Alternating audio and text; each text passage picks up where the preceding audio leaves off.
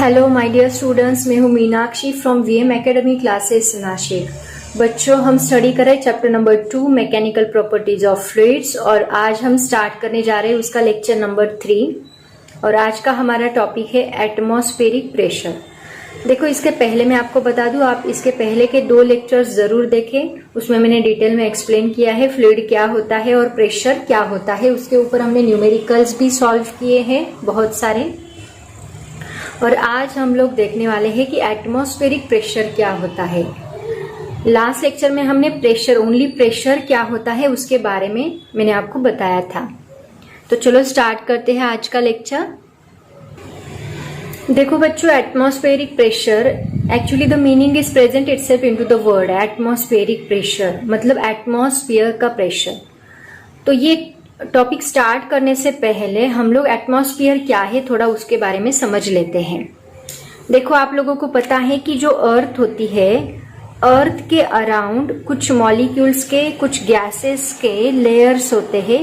अर्थ के अराउंड कुछ लेयर्स होते हैं और वो लेयर्स को, मतलब कुछ स्फीयर्स होते हैं जो गैस के बने हुए होते हैं, मतलब फ्लूइड के बने हुए होते हैं। फ्लूइड मतलब क्या? It is nothing but the air. तो फ्लूइड ही एक एयर है। तो ये एटमॉस्फेयर जो है, अर्थ के अराउंड जो लेयर्स है वो फ्लूइड से बने हुए हैं, जिसको हम लोग बोलते हैं एटमॉस्फेयर। और ये एटमॉस्फेयर में मॉलिक्यूल्स है। ऑब्वियसली इसमें ये किससे बने हैं? गैस मॉलिक्यूल्स से बने हैं। बहुत सारे गैस मॉलिक्यूल्स इनके अंदर प्रेजेंट है। और ये गैस मॉलिक्यूल्स का जो वेट है वो अर्थ सरफेस की तरफ है। ये सभी गैस मॉलिक्यूल्स का वेट कहाँ पे है? टुवर्ड्स द अर्थ सरफेस, क्योंकि अर्थ उनके ऊपर ग्रेविटेशनल फोर्स लगा रही है। तो उसकी वजह से उन सबका वेट, मतलब m इंटू जी, मास इंटू ग्रेविटेशनल एक्सेलरेशन, इन सभी का वेट कहाँ पे है? Towards the earth surface. इसका मतलब इन सभी का वेट अगर टुवर्ड्स द अर्थ सरफेस है तो ये वेट क्या हो गया? Weight is nothing but the force. Weight का ही मतलब क्या होता है? फोर्स। तो ये फोर्स अर्थ के ऊपर एक्ट हो रहा है, ये एटमॉस्फेयर का। और अगर हम अर्थ के ऊपर एक 1 मीटर अर्थ से एक्सटेंड करें, 1 मीटर एरिया, और वो 1 मीटर एरिया के ऊपर ये एटमॉस्फेयर कितना फोर्स ऐड कर रहा है वो अगर हम निकालेंगे तो उसको हम बोलेंगे एटमॉस्फेरिक प्रेशर।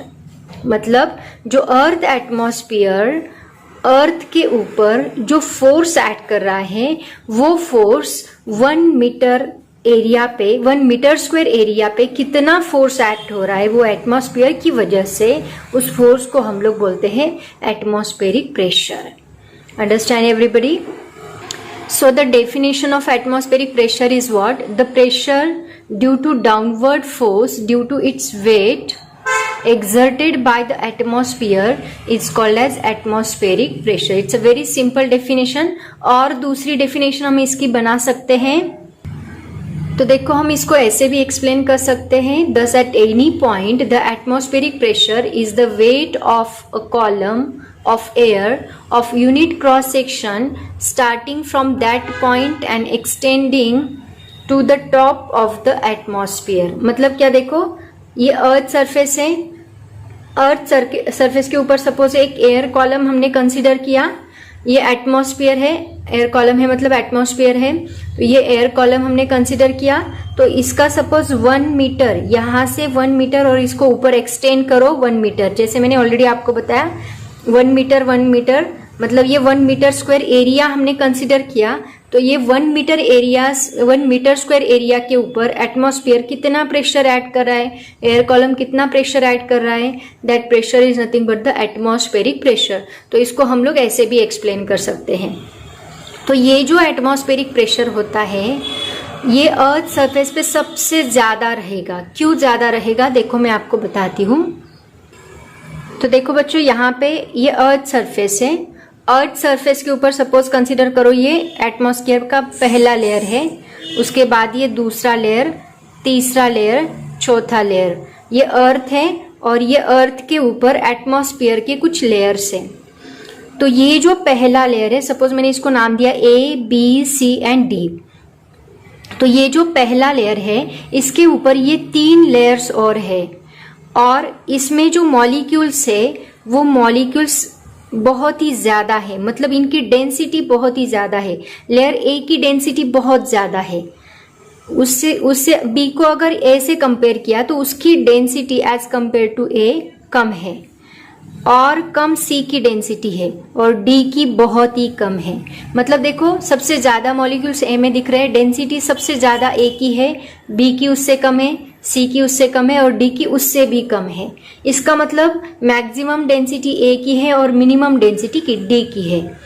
मतलब हम जितना ऊपर जाएंगे उतना डेंसिटी कम होते जाएगा, डेंसिटी डिक्रीज होगा, और डेंसिटी डिक्रीज होगा इसका मतलब जितना हम ऊपर जाएंगे एटमॉस्फेरिक प्रेशर उतना ही कम होते जाएगा, because density is decreases here, that's why. तो यहाँ पे एटमॉस्फेरिक प्रेशर जो अर्थ सरफेस है वहां पे अर्थ सरफेस के ऊपर एटमॉस्फेरिक प्रेशर बहुत ही ज्यादा होता है। तो इसीलिए हम लोग अर्थ के सरफेस के ऊपर एटमॉस्फेरिक प्रेशर मेजर करने के लिए हम सी लेवल का इस्तेमाल करते हैं। मतलब एटमॉस्फेरिक प्रेशर कहाँ पे मेजर किया जाता है? सी लेवल पे, क्योंकि जितना आप डेप्थ में जाओगे उतना सरफेस के नजदीक जाओगे उतना ज्यादा आपको उसका एक्यूरेट डेंसिटी मिलेगा। तो जो सी लेवल में हमें एटमॉस्फेरिक प्रेशर मिलता है वो एटमॉस्फेरिक प्रेशर को कहा जाता है नॉर्मल एटमॉस्फेरिक प्रेशर। क्या कहा जाता है? Normal atmospheric pressure. मतलब जो सी लेवल का एटमॉस्फेरिक प्रेशर होता है उसको नॉर्मल एटमॉस्फेरिक प्रेशर बोलते हैं। तो इसकी जो वैल्यू है 1 atm जो कैलकुलेट की जाती है वो कितनी होती है? 1.013 इंटू 10⁵ पास्कल। ये तो आपको ऑलरेडी मैंने बताई है। तो ये होती है सी लेवल की वैल्यू, 1 एटमॉस्फेयर की वैल्यू 1.013 इंटू 10⁵ पास्कल। और ये जो 1 atm 1 एटमॉस्फेरिक प्रेशर है ये सभी चीजों पे इक्वली एक्ट होता है। मतलब फॉर एग्जाम्पल हम कंसिडर करें टेबल है, बुक है, या फिर घर है, कौन सी भी चीज हो जो अर्थ सरफेस के ऊपर अवेलेबल है, ये सभी चीजों के ऊपर ये प्रेशर हमेशा एक्ट होता है। और ये प्रेशर, फिर आप लोग बोलोगे कि ये अगर ये बॉडी के ऊपर एटमॉस्फेरिक प्रेशर एक्ट हो रहा है तो बॉडी नीचे गिरती क्यों नहीं? क्योंकि अगर ये बॉडी में कंसिडर कर रही हूं तो ये बॉडी के ऊपर इस डायरेक्शन में भी एटमॉस्फेरिक प्रेशर एक्ट हो रहा है, इस डायरेक्शन में भी, इस डायरेक्शन में भी, इस डायरेक्शन में, सभी डायरेक्शन से इक्वल एटमॉस्फेरिक प्रेशर एक्ट हो रहा है। ऊपर से ये बॉडी भी अंदर से फोर्स एक्ट कर रही है।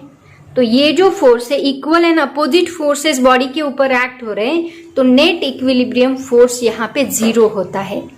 उसकी वजह से बॉडी नीचे नहीं गिरती है, क्योंकि सभी डायरेक्शन से इसके ऊपर फोर्स एक्ट हो रहा है। चाहे वो कौन सी भी बॉडी हो उसके ऊपर एटमॉस्फेरिक प्रेशर सभी डायरेक्शन से एक्ट होता है। चाहे अपनी खुद की बॉडी हो, हमारी बॉडी के ऊपर भी एटमॉस्फेरिक प्रेशर एक्ट होता है, और हमारा अंदर से जो ब्लड है वो ब्लड भी बाहर की तरफ से फोर्स एक्ट करता है। मतलब सपोज कंसीडर करो ये अपनी बॉडी है, तो ब्लड बाहर, अंदर से बाहर फोर्स अप्लाई कर रहा है, और एटमॉस्फेरिक प्रेशर अंदर बाहर से अंदर फोर्स अप्लाई कर रहा है। इसकी वजह से ये फोर्स बैलेंस करने का काम कर रहा है। ये फोर्स बैलेंस हो रहा है, equal and opposite force act हो रहा है, तो नेट फोर्स जो बॉडी पे है वो 0 है, क्योंकि जितना फोर्स इधर से एक्ट हो रहा है उतना ही उधर से एक्ट हो रहा है।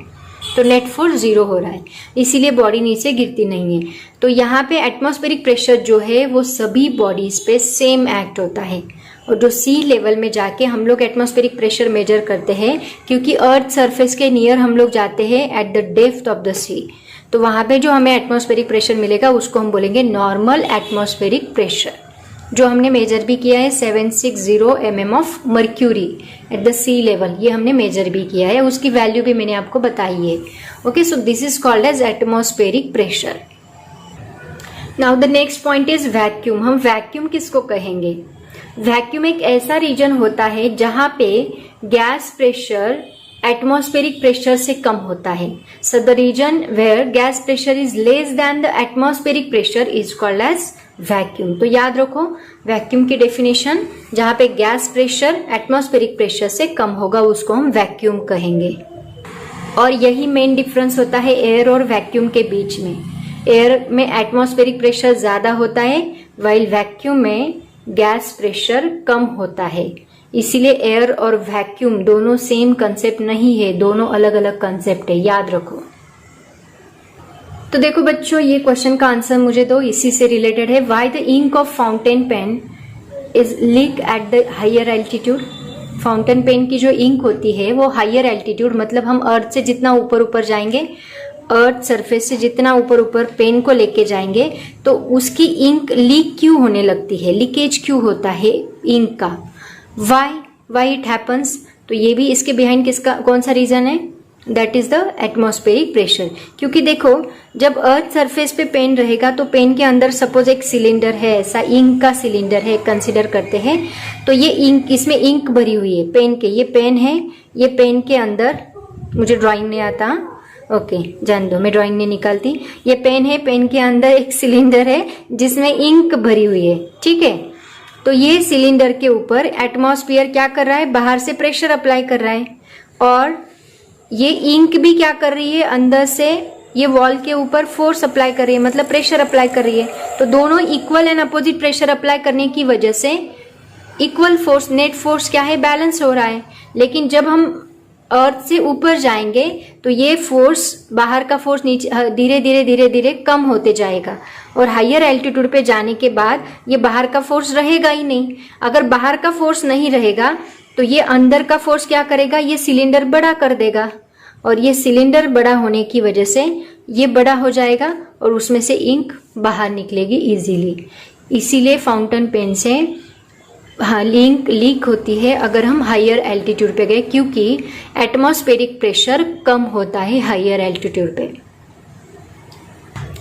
तो देखो बच्चों, लास्ट लेक्चर में हम लोगों ने, मैंने आपको लिक्विड कॉलम के ऊपर जो प्रेशर एक्ट होता है वो हमने स्टडी किया था। मतलब लिक्विड में हमने एक सिलेंडर कंसीडर किया था और ये सिलेंडर का प्रेशर हमने निकाला था H⍴G, राइट। तो यहाँ पे इससे पता ये चलता है कि ये जो लिक्विड है, ये लिक्विड का जो प्रेशर है दैट इज H⍴G, ये सिर्फ इतना ही नहीं है, इसके अंदर और एक प्रेशर ऐड हो रहा है। वो कौन सा, क्योंकि ये लिक्विड तो अर्थ सरफेस पे है, और मैंने आपको क्या बोला कि अर्थ सरफेस की हर एक चीज के ऊपर एटमॉस्फेरिक प्रेशर एक्ट हो रहा है। मतलब ये बॉडी के, ये सिलेंडर के ऊपर सिर्फ इतना प्रेशर है क्या, जी नहीं, तो इसके ऊपर और एक प्रेशर एक्ट हो रहा है। वो कौन सा प्रेशर है, that is the atmospheric pressure. मतलब ये प्रेशर सिर्फ इतना नहीं है, इसके साथ और एक प्रेशर ऐड हो रहा है। वो कौन सा, एटमॉस्फेरिक प्रेशर प्लस ये लिक्विड का जो प्रेशर है H⍴G, जो कि डेप्थ की वजह से एक्ट हो रहा है उस सिलेंडर के ऊपर। तो ये सिर्फ मैंने थ्योरेटिकली आपको बताया, लेकिन आपको इसका डेरिवेशन प्रूव करना पड़ेगा। क्योंकि एटमॉस्फेरिक प्रेशर क्या होता है, the pressure due to atmosphere surrounding the earth called as atmospheric pressure. और एटमॉस्फेरिक प्रेशर डिक्रीज होते जाता है जितना हम हायर एल्टीट्यूड पे जाएंगे, क्योंकि एटमॉस्फेयर की डेंसिटी अर्थ सरफेस पे सबसे ज्यादा है, और अर्थ सरफेस से जितना ऊपर जाओगे डेंसिटी कम होती जाएगी। इसीलिए हम लोग सी लेवल पे जाके एटमॉस्फेरिक प्रेशर मेजर करते हैं, और वो कितना होता है, 1 atm is equal to 1.013 into 10⁵ pascal. और उसी से जो सी लेवल पे एटमॉस्फेरिक प्रेशर हम लोग मेजर करते हैं उसको हम बोलते हैं नॉर्मल एटमॉस्फेरिक प्रेशर। और gas pressure whose value is less than atmospheric pressure called as, that region is called as the vacuum. ये चीजें हमने स्टडी की है, होप सो आपको समझ में आएगा। इससे रिलेटेड एक वीडियो में डालती हूँ, एनिमेटेड वीडियो, उससे और भी ज्यादा कंसेप्ट आपको क्लियर होगी। वैसे आपने 11th में इसके बारे में स्टडी किया ही है, ओके। नोट्स इस वीडियो के नोट्स में नेक्स्ट लेक्चर में दूंगी, बहुत कम नोट्स है, छोटा सा शॉर्ट नोट इसके ऊपर पूछा जा सकता है।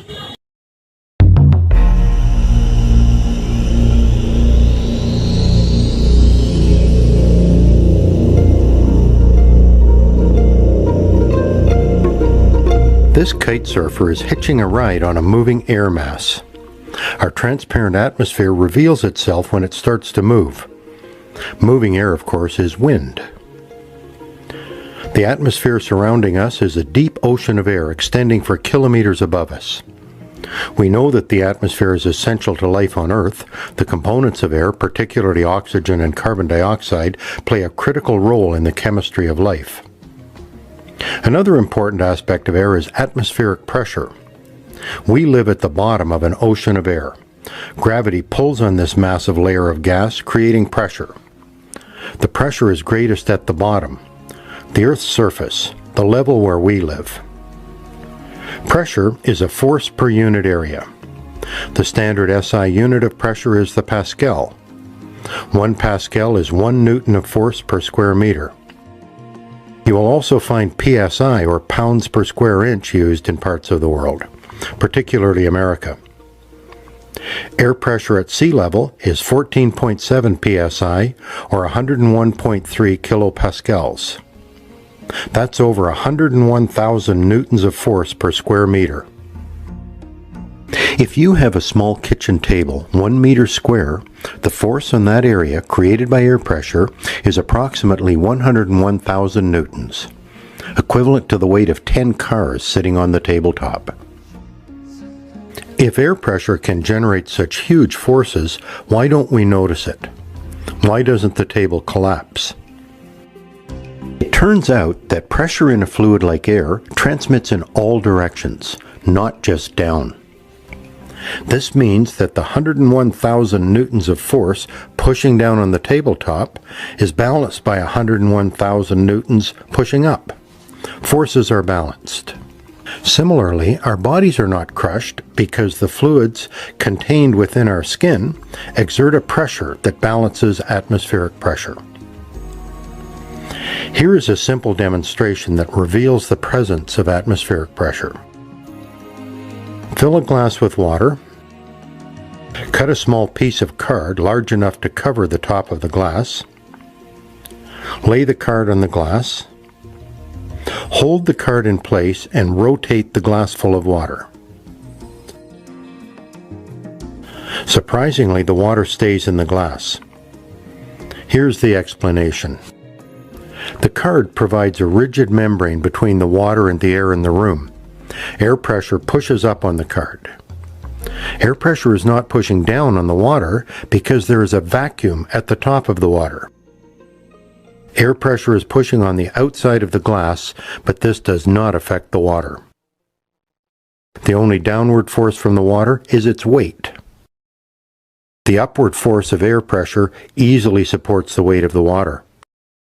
If we drilled a hole in the top of the glass, air pressure would push on the top of the water would fall from the glass.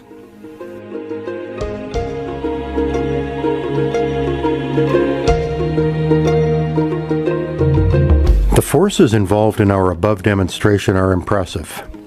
The glass I used in this demonstration has a diameter of 6 centimeters at the open end.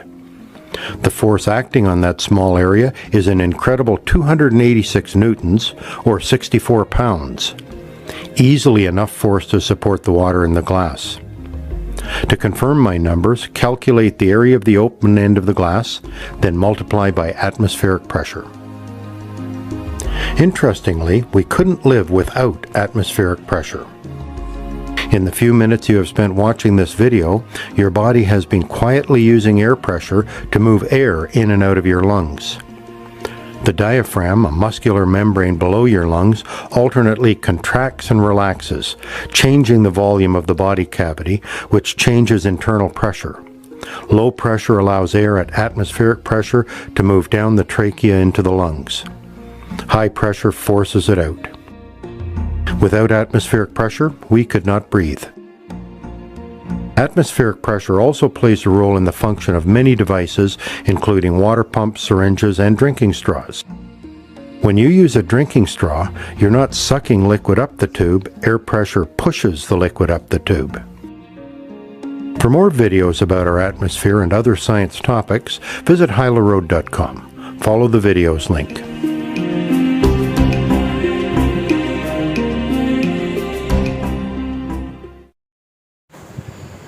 बच्चों, हमारा next topic है absolute pressure and gauge pressure. लेकिन इसके पहले लेते हैं थोड़ा revision. देखो, हमने प्रेशर के बारे में स्टडी किया था कि प्रेशर एग्जैक्टली होता क्या है। तो प्रेशर का एक फॉर्मूला ऑलरेडी हम लोगों ने स्टडी किया, that is the force per unit area. और दूसरा फॉर्मूला हमने स्टडी किया for the liquid column, pressure for the liquid column. ये किसी चीज पे जब हम प्रेशर अप्लाई करते हैं, फोर्स अप्लाई करते हैं, तो यूनिट एरिया पे कितना फोर्स अप्लाई होता है, that is nothing but the pressure. But अगर लिक्विड कॉलम का प्रेशर हमें मेजर करना है तो उसके लिए अलग से फॉर्मूला है। तो लिक्विड कॉलम का जो प्रेशर है उसका फॉर्मूला है H ρg। तो यहाँ पे ये इस फॉर्मूले से हमें पता चलता है कि लिक्विड कॉलम का जो प्रेशर है वो हाइट पे डिपेंड करता है, डेंसिटी पे डिपेंड करता है, and this is the gravitational acceleration. उसके बाद कल हम लोगों ने एटमॉस्फेरिक प्रेशर के बारे में स्टडी किया। जैसे कि हमने देखा कि एटमॉस्फेरिक प्रेशर में मतलब जो अर्थ के अराउंड एटमॉस्फेयर है वो कंटिन्यूअसली प्रेशर अप्लाई कर रहा है हर एक चीज के ऊपर जो अर्थ के सरफेस के ऊपर है। मतलब चाहे हम लोग हैं या फिर कोई बॉडी है, टेबल है, चेयर है, या फिर कोई हाउस है, कौन सी भी चीज हो, छोटी से छोटी चीज हो, उसके ऊपर एटमॉस्फेयर कंटिन्यूअसली प्रेशर अप्लाई कर रहा है। इसका मतलब लिक्विड भी है, लिक्विड भी कहाँ पे है, it is also on the earth surface. That means the atmosphere also applied the force pressure on that liquid column also। तो क्या सिर्फ इतना फॉर्मूला कंसीडर करके चलेगा? नेवर। यहाँ पे इस फॉर्मूले में हमें एटमॉस्फेरिक प्रेशर ऐड करना भी जरूरी है। तो ये जो डिफरेंस निकाला था वो साइंटिस्ट का नाम था गेज, और उसकी वजह से उसको गेज प्रेशर कहा गया। ओके तो वही गेज प्रेशर क्या होता है और एब्सोल्यूट प्रेशर क्या होता है, ये दोनों चीजें आज हमें पढ़नी है। तो उसमें ये दोनों फॉर्मूले, इसका मतलब एटमॉस्फेरिक प्रेशर प्लस ये फॉर्मूला, ये दोनों का यूज करके हमें वो फॉर्मूला डिराइव करना है। एक्चुअली हम लोग ऐसे भी समझे तो हमें समझ में आएगा कि एटमॉस्फेरिक प्रेशर लिक्विड कॉलम पे अप्लाई हो रहा है, इसका मतलब इसका फॉर्मूला क्या बनेगा, इसमें एटमॉस्फेरिक प्रेशर ऐड करना पड़ेगा। बट फिजिक्स को तो प्रूफ चाहिए, इसलिए हमें इसका प्रूफ देना पड़ेगा। वही प्रूफ आज हम लोग स्टडी करने वाले हैं। तो देखो बच्चों, इस प्रूफ के लिए हमने एक कंटेनर लिया है और उस कंटेनर में वाटर भरा है। यहाँ पे एयर रहेगी, यहाँ पे वाटर रहेगा, और ये वाटर के अंदर एक सिलेंडर हमने इमेजिन किया है। एक्चुअल में ये सिलेंडर रखा नहीं है, इसको इमेजिन किया है। एक सिलिंड्रिकल शेप हमने इमेजिन किया। ये कंटेनर का बेस एरिया हमने ए कंसीडर किया है, सॉरी इस सिलेंडर का बेस एरिया हमने ए कंसीडर किया है। एक सिलेंडर इमेजिन किया और इसका एरिया ए कंसीडर किया, और इस सिलेंडर का प्रेशर हमें निकालना है। तो इसके लिए हम कौन सा भी एक रेफरेंस पॉइंट यहाँ पे कंसीडर करेंगे। फॉर एग्जाम्पल एक रेफरेंस पॉइंट मैंने यहाँ पे कंसीडर किया, ओके एक रेफरेंस पॉइंट, और इस रेफरेंस पॉइंट से हमें इस सिलेंडर की हाइट निकालनी है। ठीक है, सपोज यहाँ पे जो हाइट है, ये जो हाइट है यहाँ तक की, ये हमने x1 कंसीडर की। यहाँ इस पॉइंट से यहाँ तक की हाइट x1 कंसीडर की। किसी भी रेफरेंस पॉइंट से आप हाइट मेजर कर सकते हैं। और यहाँ तक की हाइट हमने x2 कंसीडर की। देखो हम यहाँ से ऊपर जा रहे हैं, यहाँ से ऊपर जा रहे हैं, इसका मतलब कौन बड़ा रहेगा, x1 बड़ा रहेगा कि x2 बड़ा रहेगा। यहाँ से अगर हमने देखा तो x2 इतना छोटा दिख रहा है और x1 इतना बड़ा दिख रहा है। इसका मतलब हम बोल सकते हैं यहाँ पे x1 is greater than x2, और ये दोनों का जो डिफरेंस आएगा, that difference is nothing but the height of the container, right. That means x1 minus x2 is equal to height of the container, where x1 and x2 is the distance from the reference point। Understand everybody? ये हो गया height का। अब देखते हैं कि इसके ऊपर कौन से फोर्सेस एक्ट हो रहे हैं, इस सिलेंडर के ऊपर कौन से फोर्सेस एक्ट हो रहे हैं, उनकी बात करते हैं। तो इसमें सबसे पहला फोर्स जो एक्ट हो रहा है वो देखो, यहाँ पे भी लिक्विड है, यहाँ पे भी वाटर है। तो ये जो वाटर है, ये वाटर के मॉलिक्यूल्स नीचे की डायरेक्शन में फोर्स एक्ट कर रहे हैं। तो वो फोर्स इस लिक्विड कॉलम के ऊपर एक्ट हो रहा है। इसका मतलब अगर मैं इस फोर्स को नाम दूं F1 बार, तो ये जो F1 बार है वो उस लिक्विड कॉलम के ऊपर एक्ट हो रहा है। किसकी वजह से, जो टॉप साइड में जो लिक्विड है, वो टॉप का लिक्विड, टॉप का वाटर, उसका वेट वो सिलेंडर के ऊपर एक्ट हो रहा है। तो वो फोर्स इसके ऊपर डाउनवर्ड डायरेक्शन में एक्ट हो रहा है। सिमिलरली यहाँ पे भी लिक्विड है, तो ये लिक्विड कौन सी डायरेक्शन में फोर्स एक्ट करेगा, ये डाउनवर्ड डायरेक्शन में फोर्स एक्ट करेगा। सिलेंडर के ऊपर अपवर्ड डायरेक्शन में फोर्स एक्ट करेगा क्या, ऑब्वियसली करेगा। आप पूछोगे मैम कैसे, देखो हम लोग जब पानी में उतरते हैं तो पानी में उतरने के बाद हमें एक कोई तो भी फोर्स होता है जो ऊपर की डायरेक्शन में खींचने का काम करता है। मतलब हमें लगता है कि हम तैर रहे, राइट। वो क्यों, क्योंकि जो लिक्विड है वो हमारे ऊपर थ्रस्ट फोर्स, उसको कहा जाता है अप थ्रस्ट फोर्स।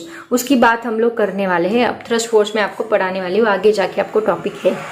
तो यहाँ पे अपथ्रस्ट फोर्स एक्ट हो रहा है इस सिलेंडर के ऊपर, जैसे हमारे ऊपर एक्ट होता है वैसे इस सिलेंडर के ऊपर भी एक्ट हो रहा है। मतलब दूसरा फोर्स एक्ट हो रहा है, वो कौन सी डायरेक्शन में, अपवर्ड डायरेक्शन में। इस फोर्स को हम लोग F2 से डिनोट करेंगे।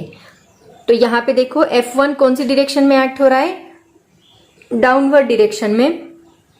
F2 अपवर्ड डायरेक्शन में एक्ट हो रहा है। अब तीसरा फोर्स कौन सा एक्ट हो रहा है, देखो ये जो सिलेंडर है इसके अंदर भी तो लिक्विड है, क्योंकि ये लिक्विड का ही बना हुआ है। इसका मतलब ये लिक्विड का जो वेट है वो वेट कौन सी डायरेक्शन में एक्ट होगा, it is in downward direction. और वेट को हम लोग क्या बोलते हैं, weight is equal to mass into gravitational acceleration. वो भी कौन सी डायरेक्शन में एक्ट हो रहा है, it is also in downward direction.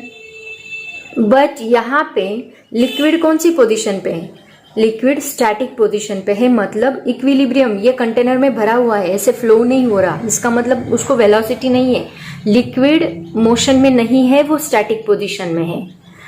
तो अगर लिक्विड स्टैटिक पोजीशन में है, इसका मतलब उसके ऊपर एक्ट होने वाले अपवर्ड फोर्सेस और डाउनवर्ड फोर्सेस ये दोनों भी क्या है, इक्वल है। तो यहाँ पे भी नेट फोर्स हमें क्या मिलेगा, अगर लिक्विड इक्विलिब्रियम पोजीशन पे है, इसका मतलब हमें नेट फोर्स मिलेगा जो ऊपर के फोर्सेस है वो और डाउनवर्ड फोर्सेस ये दोनों इक्वल मिलेंगे हमें, या फिर आप सब्ट्रैक्ट कर सकते हो इसका मतलब। तो देखो यहाँ पे नेट फोर्स हमें 0 मिलेगा, ऐसा उसका मीनिंग है। अगर नेट फोर्स 0 है, इसका मतलब ऊपर के और नीचे के ऊपर का फोर्स कौन सा है, यहाँ पे एक ही फोर्स है, कौन सा, F2। So F2 is equal to हमें क्या मिलेगा, जो ऊपर का फोर्स है दैट इज इक्वल टू नीचे के फोर्स। नीचे दो फोर्सेस लग रहे हैं, एक कौन सा, एक F1 लग रहा है और दूसरा कौन सा लग रहा है, mg लग रहा है। तो F1 प्लस mg, ऐसे दो फोर्सेस यहाँ पे लग रहे हैं। F2 is equal to F1 plus mg। Okay, इसको हम नाम देते हैं इक्वेशन नंबर 1। अब देखो आगे जाके ये फोर्सेस की वजह से यहाँ पे प्रेशर क्रिएट हो रहा है, राइट ना। सपोज इस एरिया के ऊपर का जो एरिया, इसके ऊपर इस फोर्स की वजह से P1 जितना प्रेशर क्रिएट हो रहा है, राइट। और नीचे इस फोर्स की वजह से P2 जितना प्रेशर क्रिएट हो रहा है, और हमने इसका बेस एरिया A कंसीडर किया है। तो मुझे एक बात बताओ, F1 इज इक्वल टू हमें क्या मिलेगा, अगर P1 जितना प्रेशर हमने लिया है तो प्रेशर का फॉर्मूला क्या है, प्रेशर का फॉर्मूला ऑलरेडी हम लोगों ने स्टडी किया, that is F upon A। तो यहाँ पे F1 मतलब P1, तो F1 इज इक्वल टू हमें क्या मिलेगा, F1 इज इक्वल टू हमें मिलेगा P1A। Similarly F2 is equal to हमें मिलेगा P2A। और एक बात, यहाँ पे जो मास है वो मास का हम लोग फॉर्मूला अलग से डिराइव करेंगे, डेंसिटी के फॉर्मूले के ऊपर से डिराइव करेंगे। देखो डेंसिटी का फॉर्मूला क्या है, rho is equal to mass upon volume, ये डेंसिटी का फॉर्मूला है। और वॉल्यूम की जगह पे हम क्या डालते हैं, area into height, right, area into height. तो हमें मास इज इक्वल टू क्या मिलेगा, इधर लिखती हूं।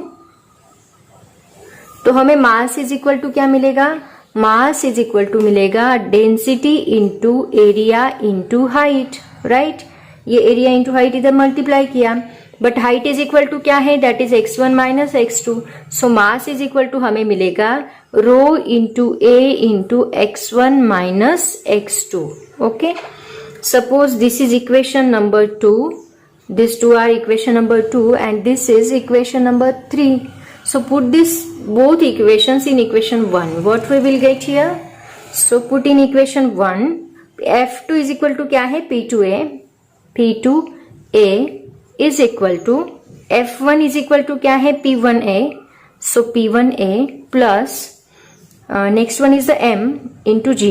M क्या है, rho into A into x1 minus x2, where rho is what, rho is the density of liquid, और यहाँ पे ये g as it is रहेगा, राइट।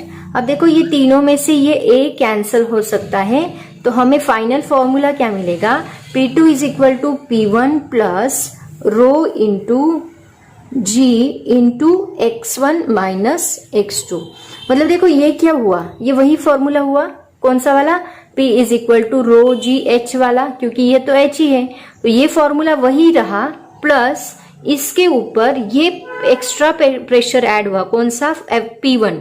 इसका मतलब क्या कि ये लिक्विड कॉलम के ऊपर ये लिक्विड कॉलम के ऊपर यहाँ पे जो प्रेशर है, कौन सा P2, यहाँ पे जो प्रेशर है वो इतना प्रेशर तो है ही, ये कितना प्रेशर है ρGH, इतना प्रेशर तो है ही, प्लस इसमें ये ऊपर का जो लिक्विड है वो प्रेशर ऐड हो रहा है, मतलब कौन सा P1 प्लस ρGH ऐड हो रहा है, ऐसे उसका मीनिंग है। समझ में आया? तो इसको हम क्या बोल सकते हैं, ρGH को सिर्फ ρGH नहीं बोलेंगे आप लोग, क्या बोलेंगे, change in pressure is equal to ρGH, क्योंकि देखो ये P1 को अगर मैं इधर शिफ्ट करती हूँ तो ये मुझे क्या मिलेगा, P2 minus P1 is equal to क्या मिलेगा, ρG इंटू H, ये H ही है। तो ये क्या हुआ, ये हुआ चेंज इन प्रेशर। तो हम सिर्फ यहाँ पे प्रेशर नहीं बोलेंगे, change in pressure on the liquid column is equal to ρGH, ऐसे उसका मीनिंग है। समझ में आया सबको? तो ये हमें फाइनल फॉर्मूला मिल रहा है। तो ये इक्वेशन हमें देता है चेंज इन प्रेशर का, लेकिन हमने ये जो सिलेंडर कंसीडर किया वो लिक्विड में कंसीडर किया है।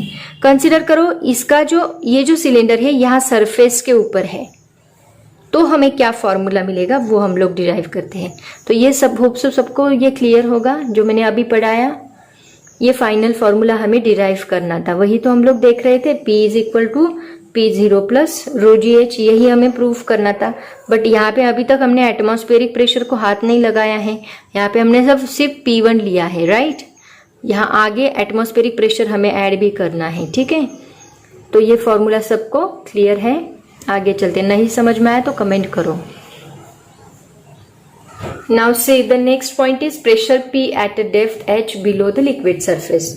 अभी तब हम लोगों ने लिक्विड सरफेस के अंदर सिलेंडर कंसीडर किया था, अब लिक्विड सरफेस से H जितनी डेप्थ पे एक सिलेंडर हमने कंसीडर किया है फ्रॉम द सरफेस, सरफेस से H डेप्थ। तो यहाँ पे एयर है, यहाँ पे वाटर है, ठीक है।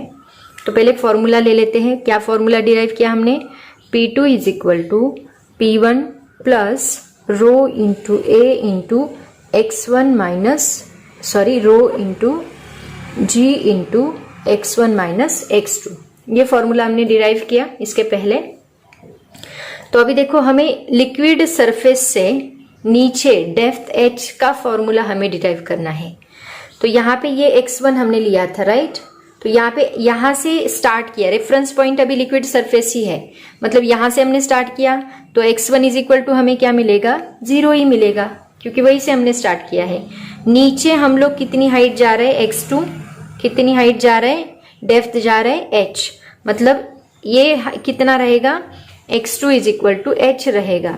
बट यहाँ पे हम उस फॉर्मूले में हम लोग नीचे से ऊपर जा रहे थे तो प्लस h था, अब ऊपर से नीचे आ रहे तो क्या होगा, माइनस h होगा, अपोजिट साइन लगेगी क्योंकि डायरेक्शन चेंज हो गई।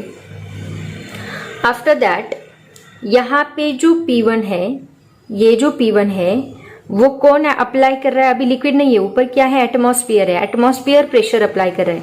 और एटमॉस्फेयर के लिए, एटमॉस्फेरिक प्रेशर के लिए हम लोग P0 कंसीडर करते हैं, ठीक है। तो यहाँ पे एटमॉस्फेरिक प्रेशर मतलब ऊपर का जो P1 है वो क्या रहेगा, दैट इज P0, और नीचे जो P2 है वो हम लोग P कंसीडर करने वाले हैं, जिसको हम लोग बोलेंगे total pressure apply on this point.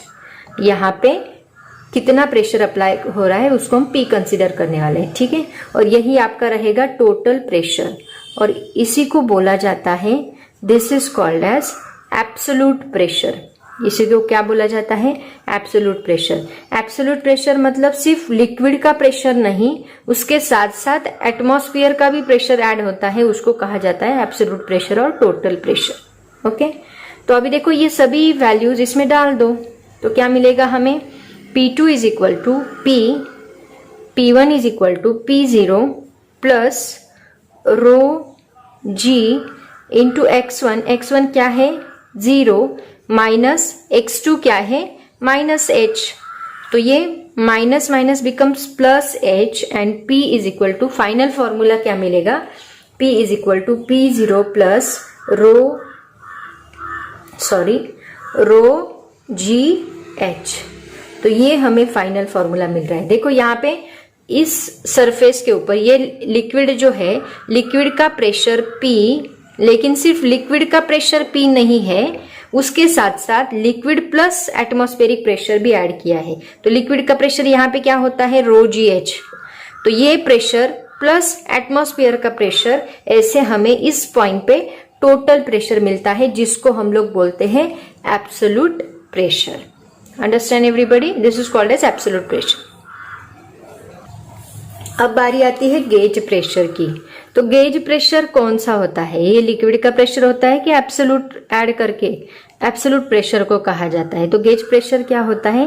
Gauge ने ही ये इन्वेंट किया था कि लिक्विड के ऊपर सिर्फ लिक्विड कॉलम का प्रेशर नहीं होता, एटमॉस्फेरिक प्रेशर नहीं होता, तो उसके साथ साथ लिक्विड प्रेशर भी होता है।